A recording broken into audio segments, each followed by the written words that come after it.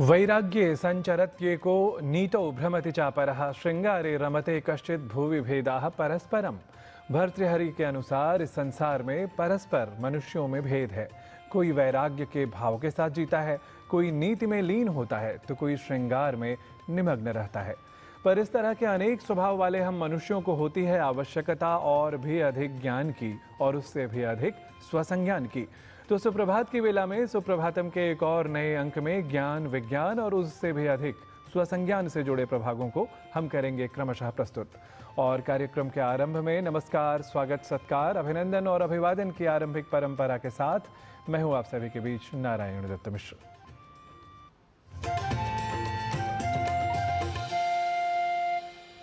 समय है प्रभात का और सुप्रभातम में ज्ञान की प्रभा को सबसे पहले हम बिखेरते हैं भारतीय काल गणना की विशेषताओं को, जहां आप जान लेते हैं आज की तिथि, वार व नक्षत्र के विन्यास के बारे में आज का पंचांग के माध्यम से। आज का पंचांग युगाब्द 5127, विक्रम संवत 2082, शक संवत 1947, दक्षिणायन मार्गशीर्ष मास शुक्ल पक्ष अष्टमी तिथि शुक्रवार, शतभिषा नक्षत्र। आज का दिन सभी के लिए मंगलमय हो। निश्चय ही समय और उसकी विशेषताओं को समझकर व्यावहारिक जीवन जीने के लिए हमें हर क्षेत्र का जानकार बनना होता है, हर परिस्थिति में ढलना होता है, उसके साथ सामंजस्य बिठाना होता है। जैसा कहा भी गया है, गुणाधिकान मुदम लिप्सेद अनुक्रोशम गुणाधमात मैत्रीम समानाद अन्विच्छेद न तापैरभूयते। अर्थात अपने से अधिक गुण वालों से ज्ञान प्राप्त करें, कम गुण वालों के प्रति दया भाव रखें और समान गुण वालों से मित्रता की इच्छा करें। ऐसा करने वाले व्यक्ति संतापों से व्यथित नहीं हुआ करते। और आप जानते ही हैं कि हमारी अगली प्रस्तुति होती है विविध संतापों से दूर रखने वाली उत्तम वैचारिक शक्ति को प्रबोधित करने वाली, जिसका नाम है सुभाषित। तो जान लेते हैं आज के पंचांग के बाद सुभाषित की प्रस्तुति में कि आज क्या है प्रेरण, समीरण या प्रबोधन का विशेष वचन। अपेक्षन्ते न च स्नेहं न पात्रं न दशान्तरं सदा लोकहिते युक्ताः रत्नदीपाइवोत्तमाः।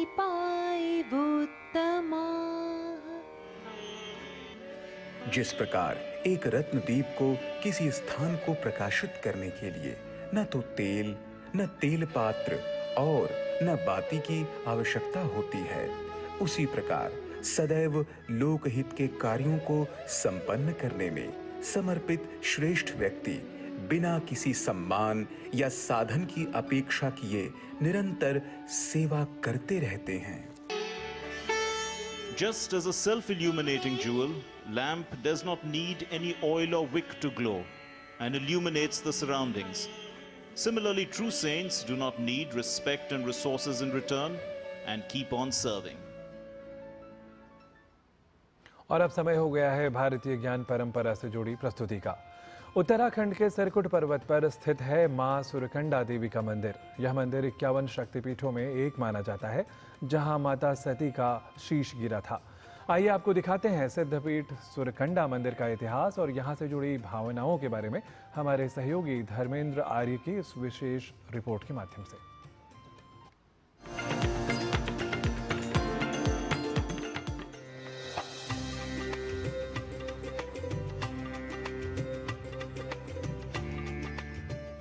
भारत की पर्वत श्रृंखलाओं में शक्ति के केंद्र तीर्थ रूप में विद्यमान हैं। 51 शक्तिपीठों में से लगभग 10 शक्तिपीठ उत्तराखंड में ही स्थित हैं। इन्हीं में से अद्वितीय है एक ऐसा शक्तिपीठ जहां केवल श्रद्धा ही नहीं बल्कि भारतीय ज्ञान परंपरा की गूंज भी सुनाई देती है। यह शक्तिपीठ है टिहरी के कद्दूखाल ग्राम के समीपस्थ पर्वत शिखर पर स्थित सुरकंडा देवी का मंदिर। देवी सती को समर्पित इस सुरकंडा देवी मंदिर का इतिहास पौराणिक है। देवी सती भगवान शिव की पत्नी और राजा दक्ष की पुत्री थी। राजा दक्ष द्वारा सभी राजाओं के लिए आयोजित वैदिक यज्ञ में भगवान शिव को कहे गए अपमानजनक शब्दों से आहत होकर देवी सती ने यज्ञ कुंड में आत्मदाह कर लिया था। तदनंतर देवी सती के पार्थिव शरीर को आकाश मार्ग से ले जाते समय देवी के अंग जहां भी गिरे वहां तीर्थरूप शक्तिपीठ स्थापित हुए। उत्तराखंड के इस स्थान पर देवी सती का शीश गिरा, अतः यह स्थान सिरकंडा कहलाया, जो कालांतर में सुरकंडा नाम से प्रसिद्ध हो गया। सिद्धपीठ सुरकंडा देवी मंदिर धार्मिक स्थल होने के साथ साथ एक ऐसा रमणीय स्थल भी है जहां हर कोई बार बार आना चाहता है। इस मंदिर में देवी का स्वरूप एक शिला के रूप में विद्यमान है। मंदिर प्रांगण से बद्रीनाथ, केदारनाथ, तुंगनाथ, चौखंबा, गौरी शंकर और नीलकंठ समेत कई पर्वत श्रृंखलाएं दिखाई देती हैं। साथ ही देहरादून, ऋषिकेश, चकराता, प्रतापनगर और चंद्रबदनी के सुंदर दृश्य भी श्रद्धालुओं का मन मोह लेते हैं। लगभग 2.5 किलोमीटर की पैदल चढ़ाई कर सुरकंडा माता मंदिर तक पहुंचा जाता है।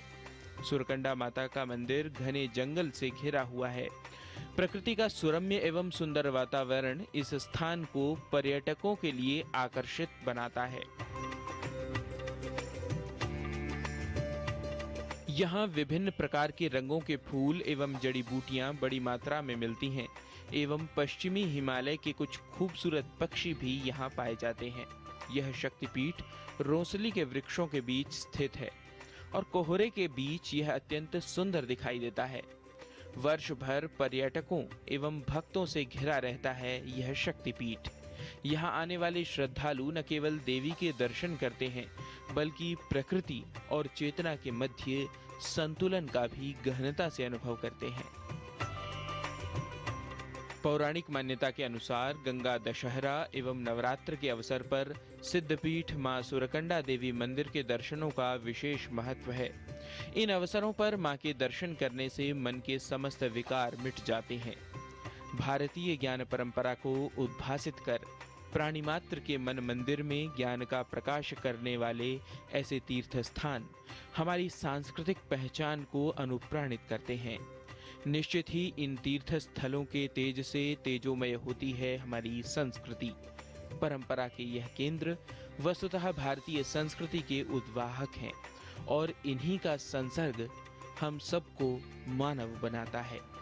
गवीश द्विवेदी के साथ धर्मेंद्र आर्य की रिपोर्ट, डीडी न्यूज।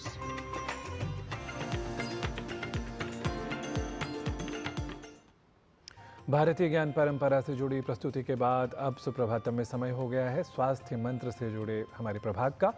आज इसमें हम जानेंगे कि बच्चों में मोटापा एक बड़ी समस्या है। खान पान की गलत आदतें इसकी संभावना को और भी बढ़ा देती हैं। ऐसा भोजन जिसमें स्वाद तो है लेकिन पोषण बिल्कुल नहीं, ये आपके बच्चे में मोटापे का कारण बन सकता है और कई तरह की बीमारियों के खतरे को भी बढ़ा सकता है। आइए हमारी सहयोगिनी किरण भारद्वाज की इससे जुड़ी ही यह विशेष रिपोर्ट देखिए।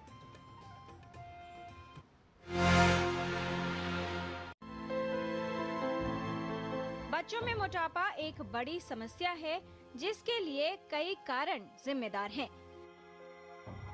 खान पान में गड़बड़ी या जंक फूड व अधिक वसा और तैलीय भोजन का अधिक मात्रा में सेवन, साथ ही शारीरिक श्रम न करना, ऐसे कई कारक हैं जिनकी वजह से वजन बढ़ सकता है। कुछ मामलों में बीमारियां भी इसका कारण हो सकती हैं। अब बच्चों का लाइफस्टाइल काफ़ी हद तक सेडेंटरी है। इसका मतलब ज़्यादा टाइम अपने घर में अंदर रूम में स्पेंड करना, स्क्रीन टाइम बहुत बढ़ गया है जिसमें बच्चे बाहर निकल के खेलते नहीं हैं, जैसा कि पहले बहुत कॉमन चीज़ थी। अब बाहर निकल के खेलना और भाग दौड़ करना ये सब बहुत कम हो गया है। बच्चे ज़्यादा टाइम फ़ोन के सामने, टीवी के सामने या कंप्यूटर्स के सामने बिताते हैं, जिस वजह से एक्सरसाइज बहुत कम हो गया है। साथ ही इसकी वजह से माइंडलेस ईटिंग भी प्रमोट होती है। जैसे पैक्ड फूड्स हैं जिसमें कुकीज़, बिस्किट्स, नमकीन, चिप्स ये सब आ जाते हैं, या जंक फूड, फ्राइड फूड, इन सब का इंटेक बहुत ज़्यादा बढ़ गया है। ये एक बहुत बड़ा कारण है जिसकी वजह से मोटापा होने की स्थिति बन जाती है। अगर किसी के परिवार में माता पिता या परिवार में और किसी को मोटापे की प्रॉब्लम है तो बच्चों में भी ये होने की टेंडेंसी ज़्यादा हो सकती है। बचपन से मोटा होना चिंता का विषय है, क्योंकि मोटे बच्चे अधिकतर मोटे वयस्कों के रूप में विकसित होते हैं।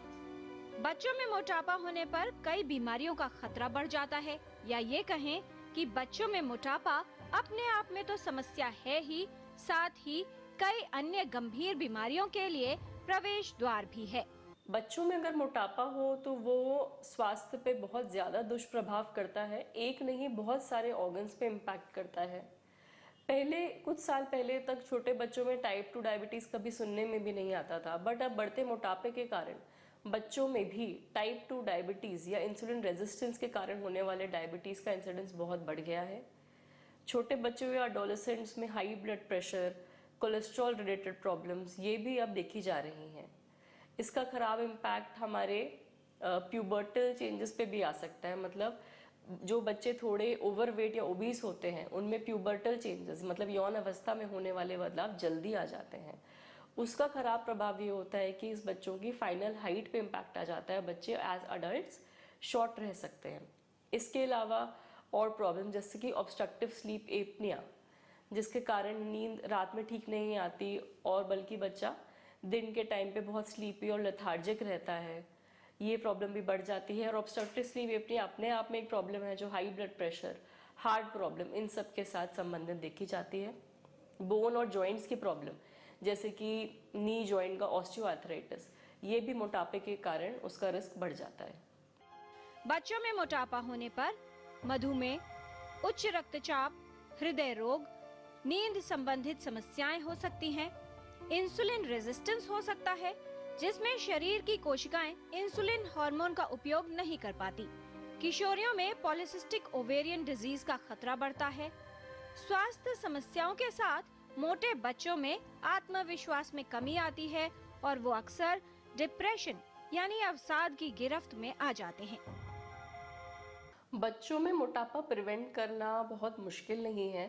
ज़रूरत है एक डिसिप्लिन्ड लाइफस्टाइल की, जिसमें हम बच्चों को अवेयरनेस दें कि एक बैलेंस्ड डाइट बहुत इम्पॉर्टेंट है। बच्चों को अलग अलग वैरायटी ऑफ फूड आइटम जिसमें ग्रेन्स, जिसमें कॉम्प्लेक्स कार्बोहाइड्रेट्स हों, स्पेशली मिलेट बेस्ड डाइट।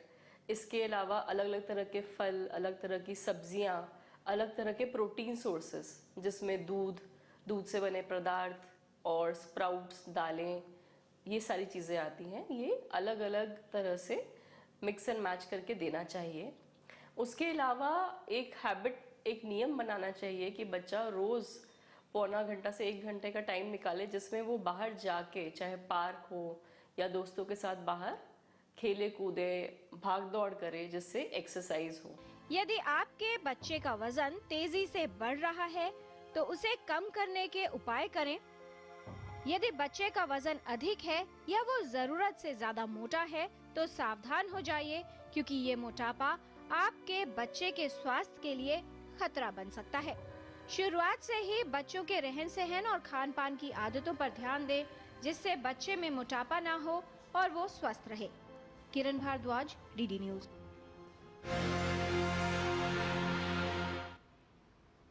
इस रिपोर्ट के साथ ही अभी सुप्रभातम में समय हो गया है एक अल्प विराम का। आप देखते रहिए डीडी न्यूज। हम अपनी अन्य प्रस्तुतियों के साथ जल्दी ही लौटते हैं।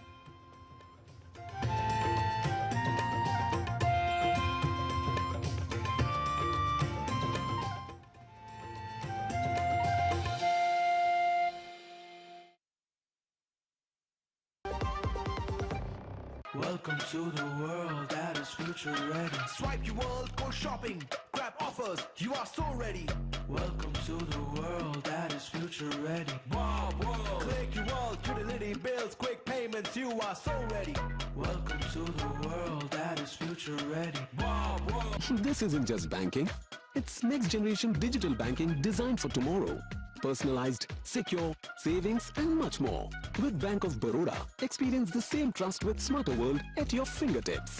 Your world, my world, future ready, Bob World. कौन है जो जोड़े देश को? विकसित भारत का विकसित भारत। सुनो, एक अच्छी इंश्योरेंस पॉलिसी एआई से पूछते हैं।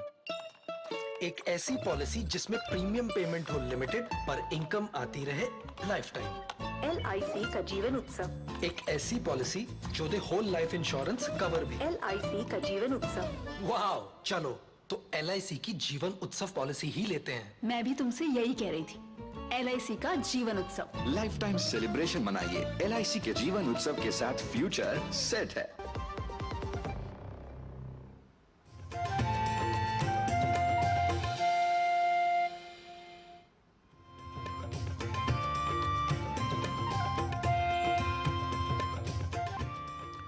और सुप्रभातम में आप सभी का पुनरपि स्वागतम। अब समय है योग की प्रस्तुति का। जैसा कि हम जानते ही हैं कि कर्मों में कुशलता का दूसरा नाम ही योग है, तो ऐसे में योग की आसन आदि क्रियाओं में भी दक्षता या कुशलता प्राप्त करना अपने आप में एक विशेष योग है। अतः बिना विलंब अपने योग प्रभाग में अब जान लेते हैं पुनः कुछ विशेष यौगिक क्रियाओं के बारे में। आज हम करने वाले हैं आसनास फॉर इम्प्रूव मेटाबॉलिज्म। सो देखते हैं उसमें कैसे करना होता है, कौन से आसन है। पर ये जो आसनास हैं सब पेट को दबाव देने के लिए और पेट के एरिया को अच्छे से ट्विस्ट करने के लिए, जिससे मेटाबॉलिज्म रेट बढ़ता है। ओके, सो देखिए पहला आसन है अर्ध मत्येंद्रासन। पैरों को पहले सीधा कर लीजिए और ऐसे फोल्ड कर लेंगे और इस तरह से एक पैर इस तरह से रखेंगे और जो पैर फोल्ड है उसका अपोजिट हाथ लेंगे, इस तरह से फोल्ड करके और खींचेंगे उसको। ऐसे पकड़ लिया और श्वास छोड़ते हुए पीछे घूमेंगे। फिर इसी तरह से चेंज करेंगे दूसरी तरफ और जो पैर फोल्ड है उसका अपोजिट हाथ लेंगे और इस तरह से पकड़ेंगे फीट को और श्वास छोड़ते हुए पीछे घूमेंगे। इस तरह से पेट के भाग को अच्छी तरह से ट्विस्ट करेंगे। यह है अर्ध मत्येंद्रासन। अभी दूसरा आसन है नौका आसन। नौका आसन कैसे करना है देखेंगे। तो पहले इस तरह से पैर सीधे करके बैठ जाएंगे, दोनों हाथ घुटने पर। अब सांस भरते हुए हाथों को कंधे के लेवल पर उठाएंगे और फिर सांस छोड़ते हुए धीरे से दोनों पैर ऊपर उठा लेंगे और यहाँ पे कुछ क्षण रुकेंगे और फिर इस तरह से धीरे से सांस भरते हुए पैर नीचे, सांस छोड़ते धीरे से हाथ नीचे। वेरी गुड आसन और पेट पे दबाव देने के लिए बहुत अच्छा आसन है। इसके बाद तीसरा आसन करेंगे धनुरासन। धनुरासन के लिए पेट के बल पहले लेट जाएंगे, इस तरह से पेट के बल लेट गए। धीरे से दोनों पैरों को फोल्ड कर लेंगे, दोनों हाथों से दोनों पैरों को पकड़ लेंगे और फिर सांस लेते हुए पहले चेस्ट ऊपर उठाएंगे, फिर धीरे से पैर ऊपर की तरफ खींचेंगे। धीरे से पैरों को ढीला छोड़ देंगे और धीरे से नीचे आ जाएंगे एंड रिलैक्स।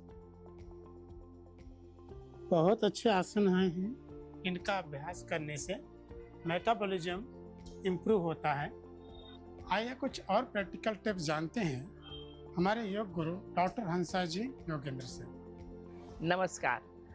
अपना मेटाबॉलिज्म सुधारने के लिए अमुक चीज करना जरूरी है। जैसे जीरा है, उसको रात को भिगो के उसका पानी पी लें सवेरे सवेरे खाली पेट, बहुत फायदा करेगा। खाने में प्रोटीन और जिसमें दूध, दही, मक्खन, घी ये तो है ही, लेकिन साथ में पनीर रोज थोड़ा खा लिया करें, अच्छा रहेगा। मूंग की दाल बहुत ही फायदा करेगी। मूंग दाल ही खानी चाहिए रोज। अगर मेटाबॉलिज्म कमजोर हो तो दूसरी दालें कम ही खाएं। मूंग दाल, मूंग, उगाए हुए मूंग, ये सब चीजें बहुत फायदा करती हैं। उससे भी ज्यादा जरूरी है कि आप नींद कितनी लेते हो। अच्छी नींद बहुत जरूरी है। एक नियम ही बना लें कि खाने के बाद आपको 100 कदम तो चलना ही है। ये सब अगर आप करोगे तो मेटाबॉलिज्म बहुत स्ट्रांग ही रहेगा। नमस्कार। और कार्यक्रम में आगे बढ़ते हुए अब संस्कृत पाठशाला प्रभाग में प्रवेश करते हैं। यह तो ज्ञात ही है कि अधिगम के लिए अभ्यास की सतत आवश्यकता होती है, तो आइए इसी क्रम में कर लेते हैं व्यावहारिक वाक्यों का संस्कृत में अभ्यास हमारे सहयोगी डॉक्टर गवीश द्विवेदी के साथ।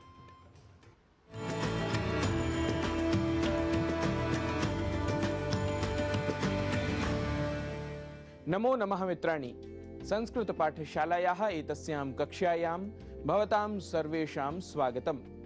मम नाम गवीशः। संस्कृत की पाठशाला में आज हम आपको शिष्टाचार के कुछ वाक्य सिखाएंगे, जिनके प्रयोग से आप संस्कृत संभाषण के क्रम में आगे बढ़ सकेंगे। आपसे विनम्र अनुरोध है, आप इन वाक्यों को कहीं लिख लें और बार बार इनका अभ्यास करें। आइए सीखते हैं इन वाक्यों को। वाक्य यदि हो, समझे क्या, ज्ञातम किम, ज्ञातम किम, इस प्रश्न का उत्तर सुनाओ। एतस्य प्रश्नस्य उत्तरम श्रावय, एतस्य प्रश्नस्य उत्तरम श्रावय। वाक्य यदि हो और एक बार सुनाओ, तो संस्कृत में बोलेंगे पुनः एकवारं श्रावय, पुनः एकवारं श्रावय। गणित का एक भी प्रश्न हल नहीं किया, गणितस्य एकस्य अपि प्रश्नस्य समाधानं न कृतम्, गणितस्य एकस्य अपि प्रश्नस्य समाधानं न कृतम्। ऐसा करोगे तो परीक्षा में क्या होगा? यदि यह कहना हो तो संस्कृत में बोलेंगे एवं चेत परीक्षायां किम भवेत्, एवं चेत परीक्षायां किम भवेत्। क्या कोई भी नहीं जानता? कश्चन अपि न जानाति किम, कश्चन अपि न जानाति किम। यदि कहना हो तुम सब इस प्रकार से अभ्यास करो, तो संस्कृत वाक्य बनेगा यूयम एवं प्रकारेण अभ्यासम कुरुथ, यूयम एवं प्रकारेण अभ्यासम कुरुथ। यदि तुमने समझ लिया तो कुछ सुनाओ। यदि त्वम अवगतवान तर्हि किंचित श्रावय, यदि त्वम अवगतवान तर्हि किंचित श्रावय। वाक्य यदि हो आज इतना ही पर्याप्त है, तो संस्कृत में बोलेंगे अद्य एतावद एव पर्याप्तम, अद्य एतावद एव पर्याप्तम। इस अनुच्छेद को पूरा करके समाप्त करेंगे। यदि यह कहना हो तो बोलेंगे एतम अनुच्छेदम पूर्णम कृत्वा समापयाम, एतम अनुच्छेदम पूर्णम कृत्वा समापयाम। वाक्य यदि हो कल इसे अच्छी तरह से पढ़कर आना, तो बोलेंगे श्वः एतत् सम्यक् पठित्वा आगच्छत, श्वः एतत् सम्यक् पठित्वा आगच्छत। क्या घर पर कुछ पढ़ते हो? यदि यह वाक्य हो तो कहेंगे अपि गृहे किमपि पठथ, अपि गृहे किमपि पठथ। मित्रों, आज के अंक में हमने कुछ वाक्यों को सीखा है, व्यवहार के कुछ वाक्यों को सीखा है। आप करिए इनका अभ्यास। व्यवहार में आने वाले ऐसे ही कुछ और वाक्यों को लेकर आपके समक्ष होंगे उपस्थित। तब तक के लिए नमस्कार, नमो नमः।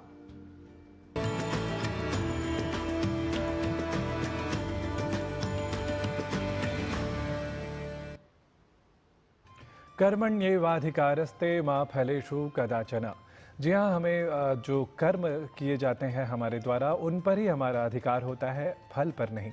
तो इसी भाव के साथ हम संस्कृत को भी सीखते रहें और हर एक कर्म में अपनी दक्षता को बढ़ाते रहें। इसी भाव के साथ सुप्रभातम के समापन का अब समय हो गया है। हम सोमवार को सुप्रभात की वेला में पुनः लौटेंगे सुप्रभातम के एक और नए अंक के साथ। तब तक के लिए मुझे और मेरे सहयोगियों को दीजिए अनुमति। पुनरपि आगंतुम। नमो नमः।